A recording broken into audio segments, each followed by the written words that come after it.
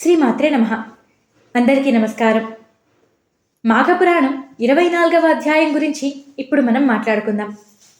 పూర్వం మగధ రాజ్యంలో పౌరోహిత్యం చేసుకుంటూ జీవితాన్ని గడిపే ఒక బ్రాహ్మణుడు ఉండేవారు. ఆయనకి 9 కూతుర్లు. ఆ 9 కూడా ఎంతో అందంగా ఉండేవారు. ఆ ఊళ్ళోనే కోనేటి దగ్గర ఉండే ఒక వనంలో పూలని కోసుకొచ్చి దేవుడికి సమర్పిస్తూ నిత్యం దేవపూజ చేసుకుంటూ ఉండేవారు.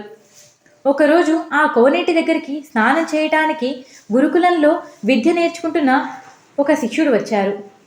అతడు చాలా అందంగా ఉన్నాడు. అతడు దిగి కోనేటిలో స్నానం చేస్తూ ఉండగా అతడిని ఆ 9 బ్రాహ్మణ కన్యలు చూశారు. అతడి అందరిని చూసి వాళ్ళందరూ మోహించారు. అతని దగ్గరకు వెళ్ళి అతన్ని వాళ్ళని వివాహం చేసుకోమని బలవంతం చేశారు. కామము, ప్రేమ, మోహము అనేవి విద్యకి ఆటంకాలు కలుగుతాయని ఆ విద్యార్థి భావించి బ్రాహ్మణ కన్య కోరిన కోరికలను సున్నితంగా తిరస్కరించాడు. అతడు తిరస్కరించాడన్న అవమానాన్ని భరించలేని ఆ బ్రాహ్మణ కన్యలందరూ కోప్పడి నువ్వు పిశాచివైపోతావు అని శపించారు.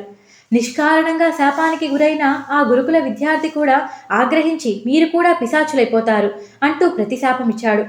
వెంటనే వారు పిశాచుల్లా మారిపోయారు. ఆ 9 బ్రాహ్మణ కన్యలు పిశాచుల్లా మారి ఆ కోనేటి దగ్గరే ఒక చెట్టుని పట్టుకొని వేళ్లాటం మొదలుపెట్టారు. అక్కడికి వచ్చిపోయే వారిని పీడిస్తూ ఉండేవారు.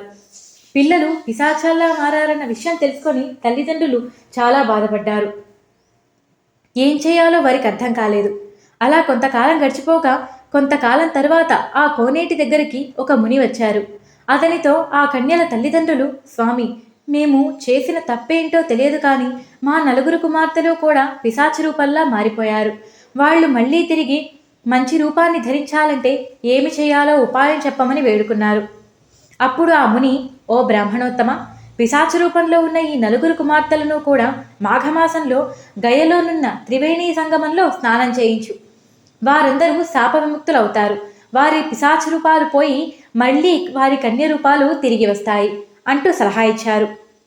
ఈ మాటలు విని ఆ పురోహితుడు అలాగే చేస్తానని చెప్పి తన 9 కుమార్తెలను వెంటబెట్టుకొని మాఘమాసంలో ఒక మంచి ముహూర్తం చూసుకొని త్రివేణీ సంగమంలో స్నానం చేయించి శ్రీ మహావిష్ణువుకు ప్రీతి కొరకు ఎన్నో విశేషమైన పూజలు చేయించాడు.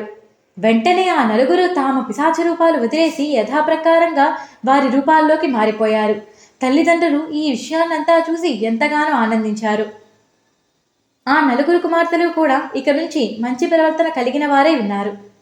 కాబట్టి మాఘమాసానికి ఎంతటి విశేషం ఉందో గ్రహించాలి. ఇక్కడితో మాఘపురాణం 24వ అధ్యాయం సంపూర్ణం. 25వ అధ్యాయంతో మళ్ళీ కలుసుకుందాం. నేను చెప్పిన తీరు మీకు నచ్చినట్టయితే వీడియోకి ఒక లైక్ చేయండి. ఛానల్ని చూడటం ఇదే ఫస్ట్ టైం అయితే సబ్స్క్రైబ్ చేసుకోండి. పక్కనే ఉన్న బెల్ సింబల్ని ఆన్ చేసుకొని గంట సింబల్ని ప్రెస్ చేస్తే నేను పెట్టే ప్రతి వీడియో తప్పకుండా మీకు ఫస్ట్ నోటిఫికేషన్ వచ్చేస్తుంది.